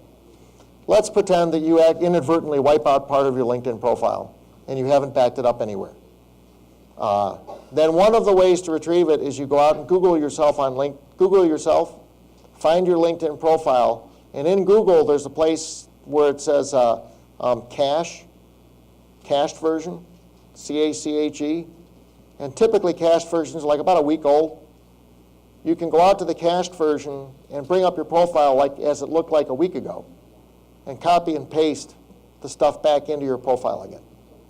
And I know that from personal experience because I had part of my profile wiped out about 3 weeks ago. And it worked out, and I was able to actually recover it through Google. Now, the other more safe way to save your profile, by the way, there's 2 other ways of doing it. One way is just take a Word document and copy and paste sections of your profile into the Word document. Strongly recommend saving your profile some way or another. The third way to save it is to go into your profile, and I'll show this to you. This is documented on the bottom right-hand corner of this page 2. But I'll show it to you now since we're in the subject. Go to File, Save As, give it a name of some kind, and then save it as a web archive. You notice there's different kinds of things you can save it as? But save it as a web archive. That saves everything in one file. And then go ahead and save it out to your hard drive, someplace where you can find it. Why do you have to do that? Isn't it backed up on the system at all? I mean, what, do you make a finger dent, hit delete by accident? Is that what, or does something go wrong with LinkedIn's, I'm just a naturally suspicious person. And your LinkedIn profile is just too important to let it inadvertently get either wiped out or lost. Or maybe you go in and start trying to type something to change, you get creative someday, and you inadvertently wipe something out, and you don't realize it until a little later and go, oh no, I don't believe I did that. So you can go to your backup version and restore it. And typically what you do is what you'll do is you'll bring this up. This will be like a web page stored on your hard drive. You'll click on the web page on your hard drive, bring it up, click on your LinkedIn profile in another session, and then copy and paste from your saved version into your. But that's a safe way to make sure your LinkedIn profile is even more important than your resume to some extent. So I would back it up now and then. Every time you do a major change, like if you get real creative and you completely redo something, I would go and back it up. You can either do it like I say, saving it to a Word document or save it to an MHT type of file. Either way. But do it now and then. When you first develop your site, before you're ready for it to go live, can you save it as a... Yeah, you can save it anytime you want. In fact, having spent 8 years managing an IT department, I tend to keep generations of things. So when I save my profile, I save it with a date. So I've actually got like 4 or 5 generations of my profile saved out there. And when you're first developing your profile, is there a way to just save a draft before anybody else can look at it so you can like build it over time? Or is it available from the first time you start? No, the minute you start your profile, that's not really true. You can, what you can do is you can edit. We didn't get into the security settings yet, but you can edit the security settings so that nobody sees anything, and then you can turn them on later on. Here's edit product profile. Here we go. So here's the things you can tell people to see or not see about your profile. Typically, you'll want it full view, but you can turn this off, and you can say, well, I don't want them to see my picture, the headings, the summaries. You can turn all this stuff off while you're doing the development work. I'll take you back and show you. Okay, right here in the blue at the top, it says Edit Public Profile Settings, the right-hand side. And that's probably a good idea. If it's under development, that's probably a good idea to turn this stuff off at first. And then when you're done, go back in and turn this on. Yeah. There may be reasons why you'd want to turn some of this off selectively over time. I almost know no one who actually has stuff turned off, but you might. One thing is if, for instance, let's say you're conducting a job search, and then you're done with the job search, and for whatever reason you don't want to be bothered by people, and you don't want them seeing your stuff, then you could leave your LinkedIn profile out there, just turn it off so people don't see some of the stuff. Now that public profile is what everyone sees, or just your, Now this is what everyone, well, what everyone will see is actually this here. So let me take you down. Actually, I skipped this when we went in the beginning.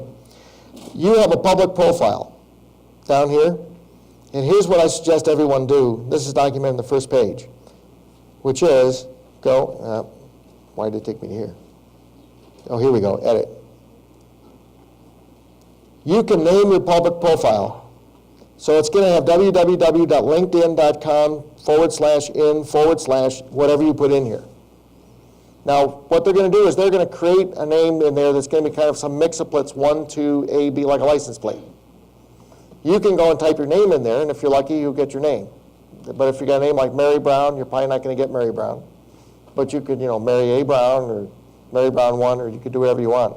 But I suggest change this to something that's more user-friendly. Now, what are you going to do with this? A lot of people put this on their business card. More and more and more, you're seeing people have their LinkedIn profile address on their business card. I have it on every time I send an Outlook email, it's on the bottom of my Outlook email, so people can click on it and see who I'm at. When you click on this version, and this is a version, by the way, that a person who is not a member of LinkedIn can see. So anybody can see this. And this is what's going to look like. This is a little more simple than the other version. And it doesn't have all the groups and all that kinds of stuff. None of that's in here. It's got the education. It's got the job history. It's got the summary. Did you determine that, or did I determine it? No, this is their format. What did you Yes. say you push on after you found a job? You don't want to go people to see everything? That's at the top when you're in the edit profile settings up here. And then in here you would click this button to say none of. Or you would selectively turn things off here. Is how you do it. Is it your public profile mail that puts the LinkedIn logo on your email address? When you see people sending you emails and they have the LinkedIn logo right there at the bottom where their name is? Yeah, they must have put the LinkedIn profile in there. I'm not 100% sure how it gets there, but yeah. You can create a signature block, which I'm not going to go over in here, but you can create a signature block using LinkedIn. And if you noodle around in LinkedIn long enough, you'll find a spot where it says create a signature block. There's also these things called applications, and that's worth knowing about. And if you click on applications, these are like add-ons that you can get with LinkedIn. Depending upon what you do, like for instance, if I were to add the Google presentation add-on, that would, let's say I had a PowerPoint presentation that I do, and I want to be able to share that with the world. Then I could go and take my PowerPoint presentation, upload it into this Google presentation thing, and if I add this to my profile, then anybody can go out to my profile, and they can see, they can play that presentation. So here's one called box.net. And what box.net is useful for is it's just kind of web space. It's this kind of space. It's like a file. So what you do is, let's say you want to post your resume out on the web someplace. You could go and click on box.net, go and copy your resume into box.net, and then it'll assign it an address. Take that address and copy that address into, remember those links that we had, those 3 links that you could have in LinkedIn? Copy that address into one of those 3 links, and now your resume is linked to your LinkedIn profile. So first thing you do is you take your resume, put it in box.net. See, I've got a resume in there. Are you under applications? Is this where this is at? Yes, it's under applications, which is on the left-hand side, down towards the bottom. There's a button called applications.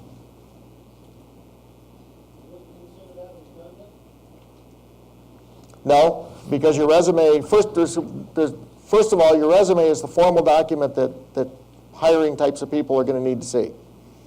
Recruiters are going to need to see your resume. They still haven't given up on resumes, so they're going to need to see it. If you're going to go to work for a company, they're going to see your resume. They're going to watch your resume. So, yeah, your LinkedIn profile is well and good, but you still got to have a resume. There's some other sites too, that I don't know if they're further down on the list, where you can actually post examples of, say, some of the work that you've done. You've done some graphic design, you put the image there so that it's available for them Right. to see. If you've done training and you put together certain parts of the manual Yep. that you can post that there too. So it's supplementary information to help someone Exactly. go through. Box.net doesn't honestly care what you put in it.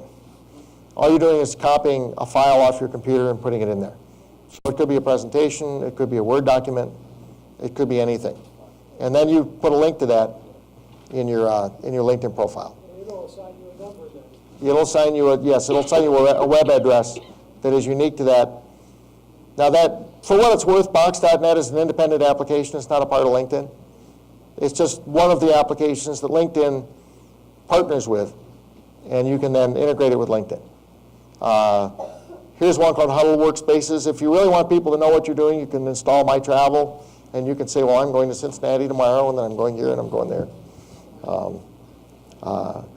What else? Here's one for a slideshow, if you're into blogging. WordPress is kind of like a blog, only it's a little more. A lot of people who are like media type of people use WordPress, and it's like having kind of like a Word. It's a place to author documents and keep track of them. If you are proud of the books that you do on Amazon and you want people to know about it, you can install the Amazon application. Now, when you do install these applications, you can also turn them off so they don't show up in your profile. Because you'll notice that down here, I actually have a number of these applications installed. And what LinkedIn does is LinkedIn puts those applications down in here. And you can find out that your profile is really cluttered with a whole bunch of applications in here. So what you can do is turn these applications off and say, I don't want to see it. So if you don't want them cluttering the middle of your profile. So you may want to do that. Here's a really good application for events, which this happens to be this workshop. So you can put events out there, and you can define the event, when it's going to happen, where it's going to happen, and then people can go in and discover it, and then they could say, well, I want to attend that event, or they could say, I'm interested in it, or I'm not attending. So it's kind of a little scheduling tool. And that's an application as well? Yes. That's an application. Called events? Yes. I think it's called LinkedIn Events, something like that. You have to add the application. You have to add the application. Can you go on and clean up files that have been posted out there? Can you delete them and stuff like that? You mean events?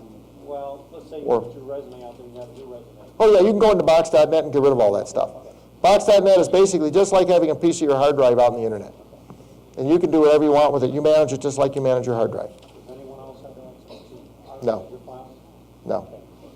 The only way for you, when you sign up to Box.net, you give it a user ID and a password, which I recommend for simplicity. Make it the same as LinkedIn, and then you manage it yourself. And when you said you turn off those applications from the profile so it's not, They don't show up. so they don't show up, that doesn't mean that the stuff you've put out there That's correct.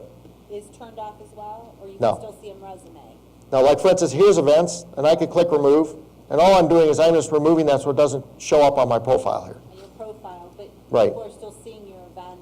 Right, exactly. Okay. I'm not actually affecting the real world of the internet behind it. All I'm doing is getting it so it doesn't show up on my profile anymore. So people are looking at your profile. That's correct. That's right. Okay, so we've gone through applications.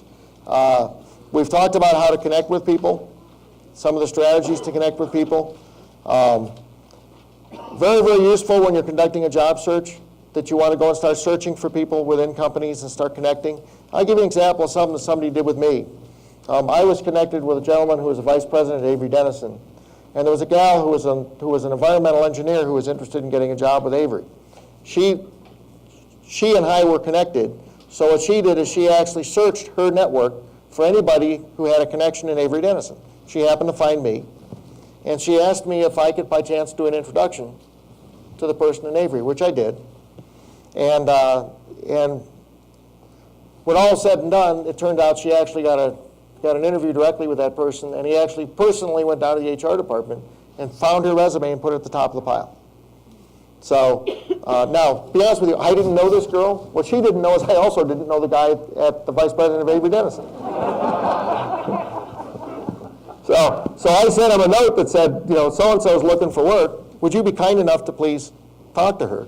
Now, what I knew about him that she didn't know is I knew he was looking for work. I knew Avery Dennison was going to let him go, and that he was actually going to be out job searching. So I knew he'd probably be agreeable to talk to her, and I didn't tell her that. But I happened to know that. But I didn't know the guy. I mean, I just known him through being connected, and that was it. So, these things do work. I had somebody come up to me yesterday and say that within a week of when they got connected on LinkedIn, they had 2 recruiters who called them about a potential job opening. So, don't LinkedIn isn't going to find a job for you, but it does help. Yeah. Do a recommendation to somebody else that shows up on your deal as well? Yeah, let's go over recommendations because that's important, and I want to make sure we do get to it. So, to get a recommendation, let's go into my contact list.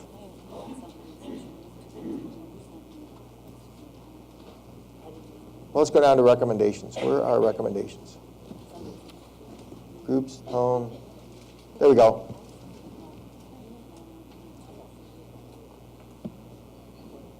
So what you can do when you go into recommendations and you want to ask for a recommendation, you have to pick a job title that's in your resume someplace. So this kind of gets back to this business of doing a functional resume. It may make this slightly more difficult, perhaps not. So you go and pick somebody and say, well, okay, I want a recommendation from somebody that was at Wells Fargo when I was at Wells Fargo. And so I'm going to go and ask to be endorsed. And then I say, who is it that I want to send the recommendation request to? And so I go and I do a search, and they have to be somebody I'm connected to. It's I'm a number 1 connection. Then when I go down, I actually create the message, and I say, and I don't leave it, can you endorse me? But I say, do you remember when we worked for such and such, and we did this project, and worked all night and all kinds of other kinds of stuff? Could you please do me a recommendation? Or you may actually write the recommendation for them. I mean, depending upon how good a friend they are. Typically, when you send a recommendation to someone, you send a recommendation usually with the idea that you're going to provide some kind of reciprocity. Thank you for doing a recommendation. I would certainly be delighted to do a recommendation for you in return. I wouldn't do the recommendation spontaneously because you lose your leverage. What I would do is I would offer to do a recommendation, and then when they've done a recommendation for you, then you can do the recommendation back to them. But you've got a little bit of leverage over them if you haven't actually done the recommendation yet. I mean, the worst somebody can do is turn you down, but yeah, absolutely. Yeah, just put their email in and say they're a friend. Now the problem is, a lot of executives unfortunately aren't on LinkedIn, so the higher you go, the harder it is sometimes to be able to do the networking on LinkedIn. But at least if nothing else, LinkedIn will often get you through the lower levels pretty efficiently. And the other advantage to building a fairly large network of people is that you can use invitations to get to people. So an invitation is basically, anyway, let me finish the recommendation process. So once you do a recommendation, then it'll send a note to them. They'll author the recommendation. They'll send it back to you. It does not go into your profile at this point. All it does is it says so-and-so has recommended you, and you get the wording. Now you may look at it and say, oh man, that's really not what I wanted them to say exactly. So you may actually go and wordsmith it a little bit and send it back to them with a cover note that says, would you please adjust your recommendation and change these couple things? Also, I would suggest you spell check it. And I'll show you that in a second. You should spell check everything you do in LinkedIn, everything. But send it back to them. Almost, 9 times out of 10 people, probably whatever you ask them to do, they'll probably change it, and they'll send it back to you. Once you think it's okay and it's what you want it to say, then you click a button that says accept, and the recommendation is now posted on your profile. So that's the process. You can hide recommendations. So let's say you've got 20 recommendations. You probably don't want to show all 20 on your profile if they're kind of redundant. So to keep your profile somewhat neat, maybe 5 or 6 recommendations. So pick the best 5 or 6. The other thing is, as you change your target job sometimes, you may want to actually slightly change the recommendations on your profile because it may better reflect the particular focus of your job search at the moment. So if you're lucky enough to have lots of recommendations, you can also turn some off if you don't want to show them all. So that's a recommendation process. When you do an invitation, basically all you're doing is you're taking somebody who's connected to someone else and you're trying to get connected to someone else through that person. So you're sending an invitation to, when you do a people search or you're in any kind of a person, you can use them to do a, let's see if I can, no, this probably wasn't a good choice. By the way, if you want to recommend the person, when you go into the profile, that's how you do it. You click the button that says recommend. You can also I was doing an invitation. When you go through that, I truthfully find I very rarely have to use it. But you can send a note to a person that you're connected to, say, would you please forward this to a person that you're connected to. So what you do is, let's say you find somebody that's 2 levels away. I actually got one the other day that somebody was like 3 levels away. I was like in the middle of the pile someplace.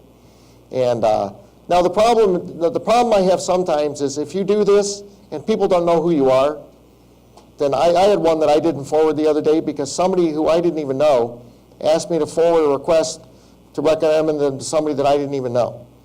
And so I just wasn't going to do it because I didn't know anything about them, and I wasn't going to forward the recommendation. And their profile was such that I couldn't even figure out much about them, so I just didn't do it. So I just ignored it and just archived it. Is there any kind of a system administrator who would consider that type of spam? I have not had a lot of problems getting spammed on LinkedIn, but it can happen now and then. You'll get people who'll just go out and they'll try to LinkedIn with everybody in sight. And but LinkedIn does have a process where they watch for that kinds of stuff.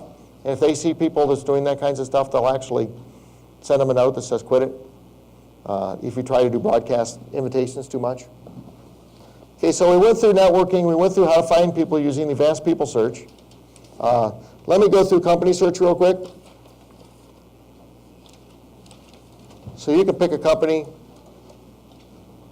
You can try to find all the companies out there. There's a few Goodyears out there. Oh, we'll pick Vance Technologies.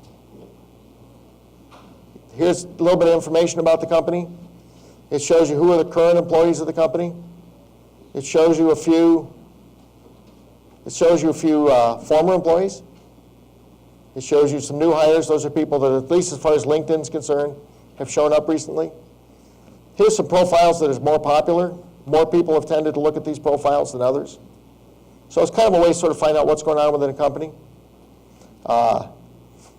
Here's some interesting information. It says that people who work for Vance Technologies typically came from Goodyear or National City, which makes sense because Vance is the old engineer products division of Goodyear.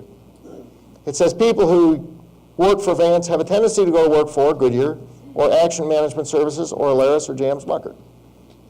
And that's probably understandable because J.M. Smucker has hired a bunch of people. So that would explain probably why a lot of people are going that direction. Here's the top locations. There's 45 in Akron, 15 people in Lincoln, Nebraska, 7 in Canton. So these are the top locations for. Now down here you're going to find a bunch of statistics which you can honestly ignore. Because what this is this is the demographic profile for Goodyear or for Vance Technologies of people who are on LinkedIn. So if it says it's 90% male, that may not be true. It's just the people who are on LinkedIn tend to be 90% male who work for Vance. So this kind of information, you take it with a grain of salt.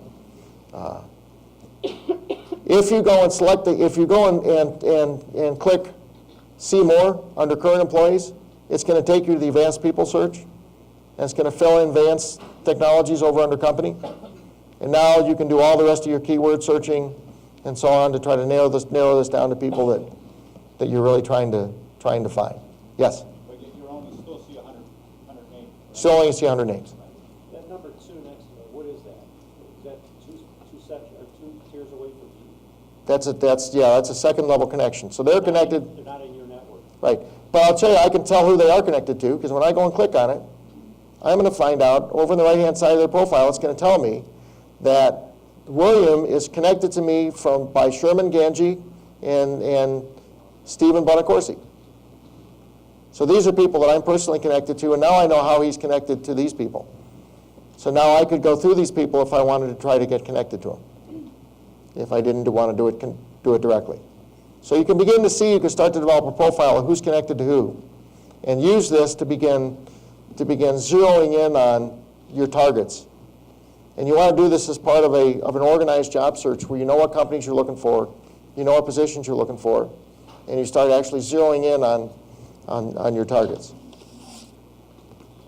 it all similar to the rest of the world where 5 degrees of connection, you got the whole database? Yeah, that's about true.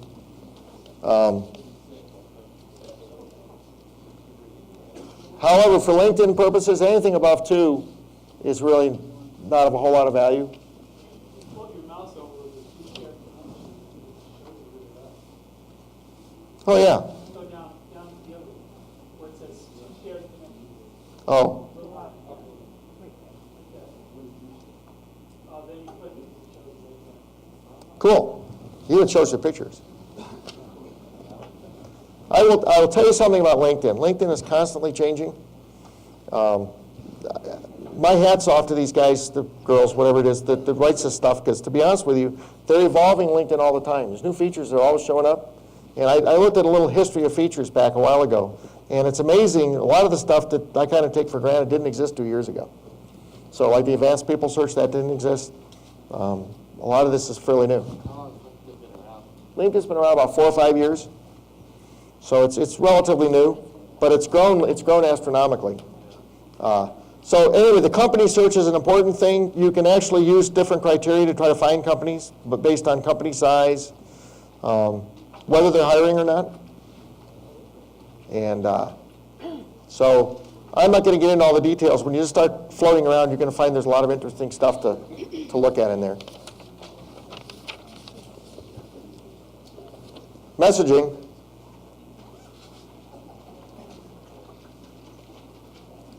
Let me quickly go into messaging here. You've got an inbox, and there's all your messages that come and go. You've got an inbox, you've got sent messages. You can archive messages. Also, you can say of the messages you received, you can break them down by what type they are. So you've got in-mails, you've got introductions, you've got invitations. So I can go to introductions, and I can see these are the different introductions that people have sent to me. This is where people wanted me to introduce them to somebody else. And I've received this introduction. You can see that some of them I've accepted. There's a couple I haven't done anything with.